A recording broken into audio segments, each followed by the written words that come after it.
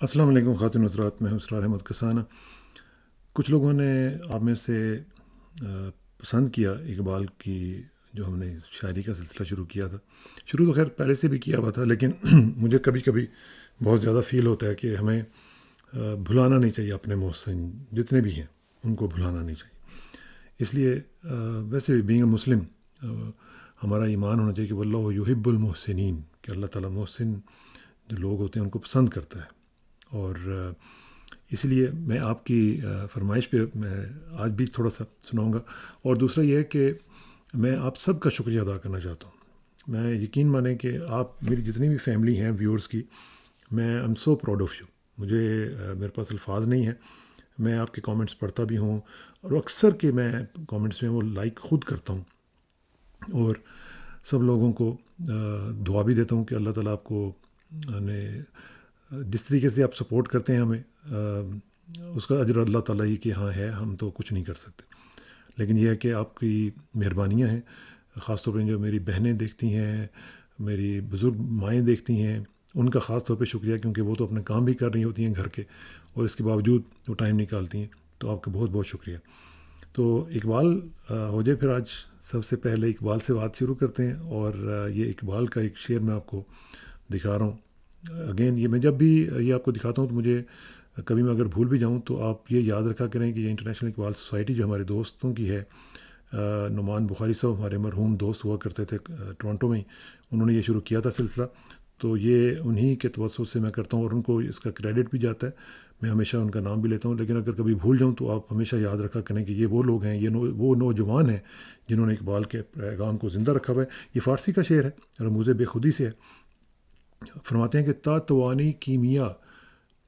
توانی کیمیا شو گل مشو، کیا کہتے ہیں کہ جس حد تک ممکن ہو مٹی نہ بن، تا توانی کیمیا شو گل مشو، یعنی ہو سکے تو کیمیا بن، مٹی نہ بن، در جہان منم شو وسائل مشو، کہ یعنی تجھے لوگوں کے لیے فائدہ مند ثابت ہونا چاہیے، تمہیں لوگوں کو سوال کرنے والا نہیں بننا چاہیے، تم وہ ان لوگوں میں سے شامل ہو جو منم ہیں، ٹھیک ہے نا، جو لوگوں کو نعمتیں دینے والے ہیں، یعنی ان کو فائدہ دینے والے ہیں۔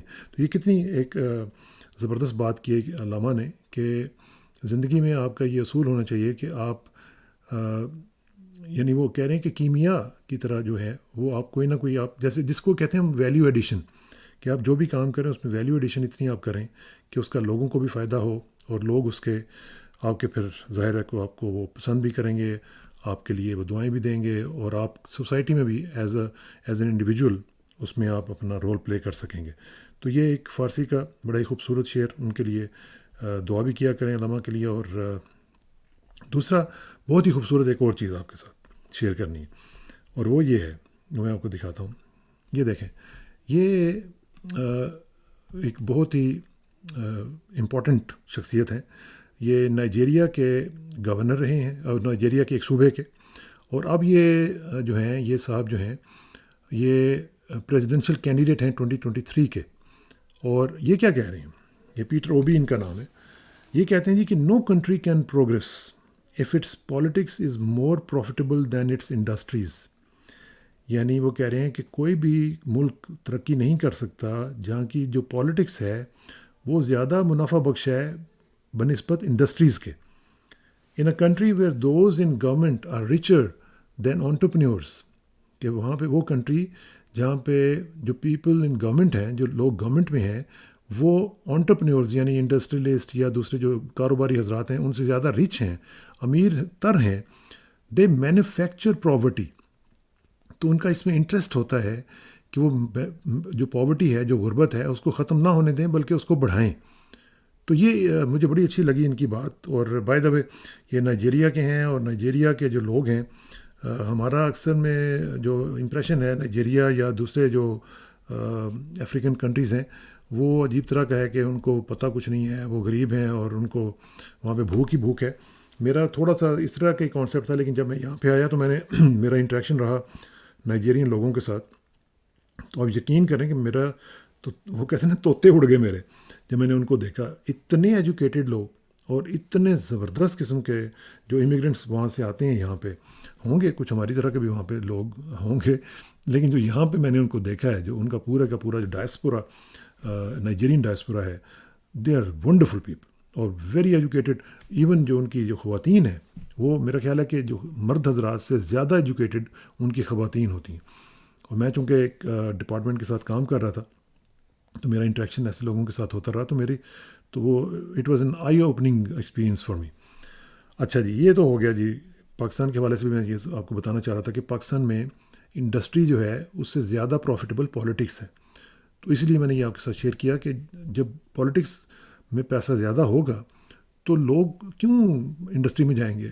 لوگ کیوں نہیں چاہیں گے کہ پاورٹی زیادہ سے زیادہ ہو؟ جتنی پاورٹی ہوگی ان کے فائدہ اس میں سے ہوگا، اور وہ اس میں سے جو ہے نا وہ انکیش کریں گے اس کو.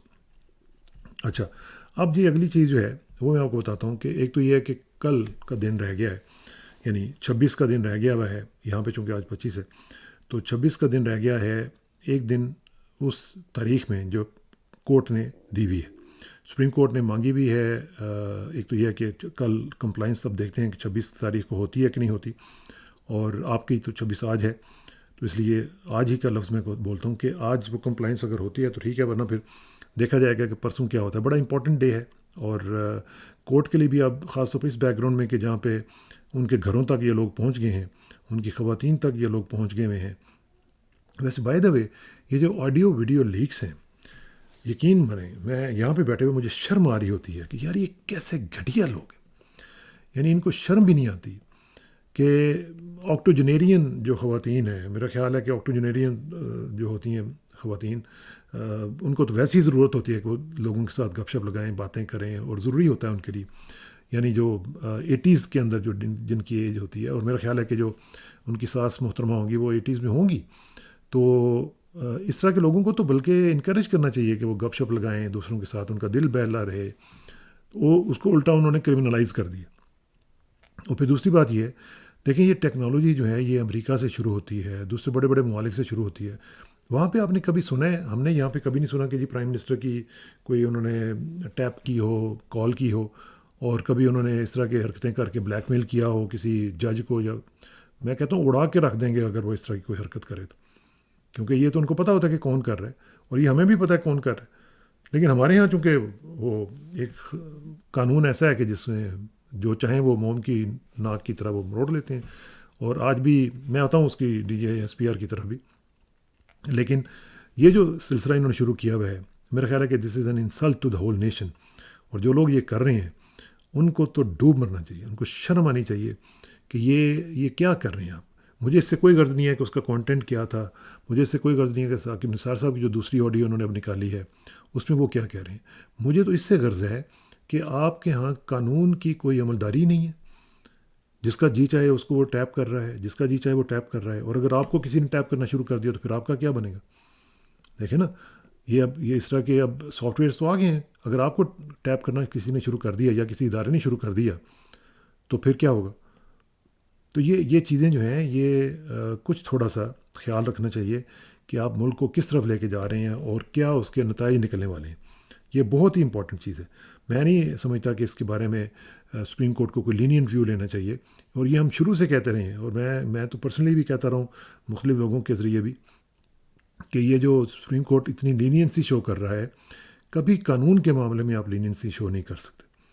جب آپ لینینسی شو کریں گے، جب آپ کمپرومائز کریں گے، آپ کا بیڑا غرق ہونا شروع ہو جائے گا. یہ آپ پرسنل لائفز میں بھی دیکھ لیں، آپ بزنس لائفز میں بھی دیکھ لیں، آپ اپنے ڈپارٹمنٹل لائفز میں دیکھیں، کہیں بھی آپ دیکھ لیں.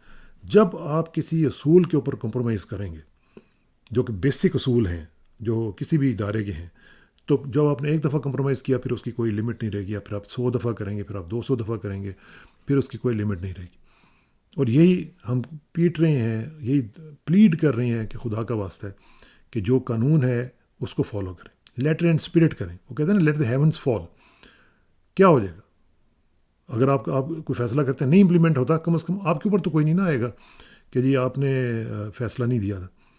آپ یہ جو ہے نا وہ فقیہ مصلحت بھی، وہ کہتے ہیں نا فقیہ مصلحت بھی سے رندے بادہ خار اچھا.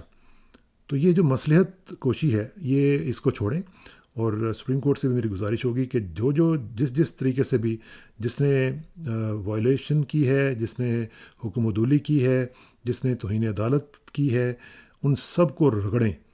کیونکہ جب تک آپ کوئی روتھلیس قسم کا آپ احتساب کا نظام یا قانون کا نظام نہیں اپنائیں گے، اس وقت تک اس طرح کے جو بدمعاش ہیں وہ اسی طرح کھلے پھرتے رہیں گے، اور وہ آپ ہی کو ہانٹ کریں گے، اور دیکھ لیں آپ کہ آپ تک پہنچ گئے ہیں. تو میرا یہ پیغام ہوگا کہ عوام کی امنگوں کے مطابق فیصلے کریں، قانون کی اس کی روح کے مطابق فیصلے کریں، اور یہ دیکھیں کہ پاکستان کا آئین جو ہے وہ کیا کہتا ہے، اور بس اس کی اسپرٹ کے اندر آپ کو فیصلے کرنے ہیں، نو میٹر واٹ، کچھ بھی ہو جائے. جیسے میں نے کہا کہ ہیونس فال کرتے ہیں تو ہر کرتے ہیں، دیکھی جائے گی. تو ایک تو یہ ہو گیا. اب دوسری چیز جو ہے وہ میں آپ کو بتاتا ہوں کہ جو D G I S P R صاحب کی جو پریس کانفرنس تھی، اس کے بارے میں بتاتا ہوں کہ میں نے وہ دیکھی. وہ ایک تو یہ کہ میں کیا کہوں، لیسٹ امپریسو. مجھے انہوں نے کوئی امپریس نہیں کیا محترم جنرل صاحب نے، اور مجھے دکھ بھی ہوا ہے. ان کو پرسنل میرے ساتھ ان کے ساتھ کوئی اس طرح کا وہ نہیں ہے، لیکن مجھے دکھ ہوا ہے کہ کس طرح کے پروڈکٹس ہم پروڈیوس کر رہے ہیں، جو لوگوں کے ساتھ بات نہیں کر سکتے، لوگوں سے اچھی طریقے سے یعنی اتھارٹی کے ساتھ بات نہیں کر سکتے. دوسری بات یہ ہے، اس کی وجہ کیا ہے؟ اس کی وجہ یہ ہے کہ ہم نے بحیثیت قوم ہم نے ایک چیز طے کی ہوئی ہے کہ جو جس کا کام ہے اس نے وہ نہیں کرنا. اب یہ صاحب جو ہیں، ان کا بیک گراؤنڈ نہ بولنے کا ہے، نہ ان کا بیک گراؤنڈ پبلک انٹریکشن کا ہے. اب ان کو آپ نے آ کے ڈال دیا پوری لائم لائٹ کے سامنے اور پوری اسپاٹ لائٹ کے سامنے کہ جناب آپ بولیں اور اس طرح کی پریس کانفرنس کریں. 6 مہینے تو انہوں نے انتظار کیا، 5 مہینے، لیکن اب وہ نہیں بیچارے اس طرح ہینڈل کر سکے.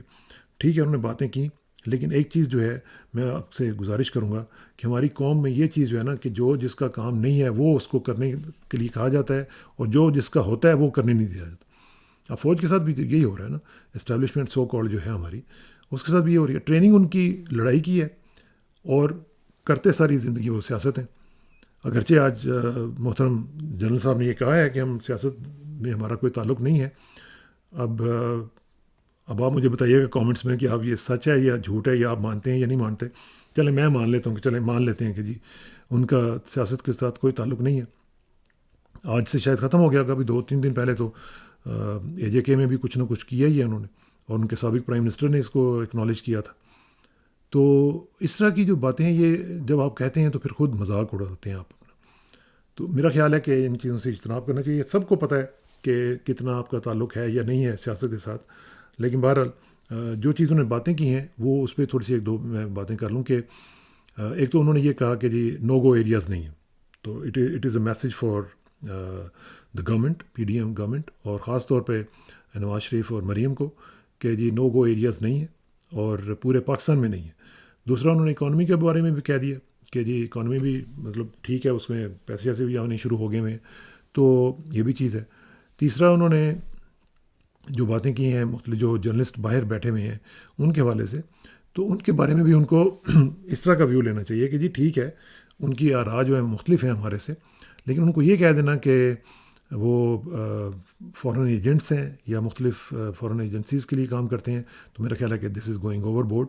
یہ اس طرح نہیں کہنا چاہیے. وہ بڑے محب وطن پاکستانی ہیں اور وہ آپ کے ساتھ پہلے کام کرتے رہے ہیں.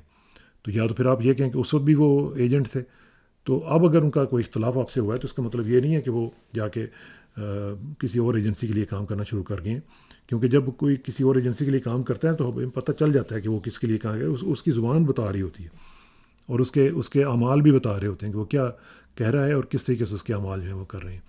تو یہ چیزیں جو ہے یہ D G I S P R کی جو پریس کانفرنس تھی اس میں مجھے تھوڑا سا لگا کہ یہ اس طرح کی نہیں ہونی چاہیے تھی. اور ایک اور بات یہ تھی کہ جو کویسچنز وہاں پہ ہو رہے تھے بڑے عجیب طرح کے کویسچنز تھے. میں اگرچہ یہ حق دیتا ہوں تمام جرنلسٹوں کو کہ وہ کسی بھی قسم کا سوال کریں، وہ ٹف ہو سکتا ہے، بلکہ پروبنگ کویسچنز کرنے چاہیے، لیکن پلانٹیڈ کویسچنز نہیں کرنے چاہیے، اور کسی کو خوش کرنے کے لیے کویسچنز نہیں ہونے چاہیے. آپ کے اپنے پرسنل لیول پہ آپ جتنے سخت قسم کے کویسچنز کر سکتے ہیں. ہم بھی ساری زندگی اس طرح کی پریس کانفرنسز اٹینڈ کرتے رہے ہیں، میں نے کئی دفعہ DGISPR کا دورہ کیا ہے، کئی دفعہ دیکھا ہے وہاں پہ سارا کچھ. ہم باقی ایجنسیز کے ساتھ بھی GHQ وغیرہ میں یا پارا میں ہم لوگ کرتے نہیں اس طرح کی چیزیں. لیکن اس کا مطلب یہ نہیں ہے کہ آپ کسی کو خوش کرنے کے لیے کویشچنس کریں اور کسی کو سیکورٹی رسک کہلا دیں اور کسی کو کہیں جی کہ پاکستان کے خلاف ہے یہ تو. اور خاص طور پہ عمران خان کے بارے میں یہ کہنا کہ جی سیکورٹی رسک ہے، فار گاڈ سیک. یہ مطلب پاکستان کی جو 70 to 80% جو آبادی ہے وہ اس کو فالو کر رہی ہے اور وہ سیکورٹی رسک بن رہا ہے، تو پھر سیکورٹی رسک باقی جو ہیں وہ پتہ نہیں کیا بنیں گے. تو اس لیے اس طرح کی چیزوں سے اجتناب کرنا چاہیے. پروفیشنلزم کا تقاضا یہی ہے کہ ہمیں بہترین انداز سے اپنی ذات سے اٹھ کے اپنے جرنلزم کو، اپنے پروفیشن کو اپنانا چاہیے اور اس کے جو تقاضے ہیں ان کو پورا کرنا چاہیے. اگر نہیں کر سکتے تو پھر آپ چھوڑ دیں، کچھ اور کام کر لیں، یا پھر آپ جا کے PR کیمپین شروع کر دیں یا PR ایجنسیز کھولیں، جس طرح کچھ جرنلسٹوں نے ویسے کھولی ہوئی بھی ہیں اور کافی دیر سے کھولی ہوئی ہیں. اسلام آباد میں ان کے دفاتر بھی ہیں، تو یا پھر وہ کام آپ شروع کر لیں. بہرحال ایک اور چیز جو امپورٹنٹ جو میں ڈسکس کرنا چاہ رہا تھا وہ ان کا دورہ چین ہے ہمارے آرمی چیف صاحب. یہ جو دورہ ہے یہ بڑا امپورٹنٹ دورہ ہے، 4 روزہ دورہ ہے، اور اس میں انہوں نے مختلف چیزوں کے حوالے سے وہاں پہ گفتگو بھی کرنی ہے. لیکن میں آپ کو یہ بتاؤں کہ چائنیز جو ہیں یہ بڑے تیز لوگ ہیں. میری ان سے ایک زندگی گزر گئی ان سے انٹریکشن کرتے ہوئے، پاکستان میں بھی اور یہاں پہ تو خاص طور پہ بہت سے لوگوں کے ساتھ ہمارا انٹریکشن ہوتا ہے. چائنیز جو ہیں یہ بڑے گہرے لوگ ہیں.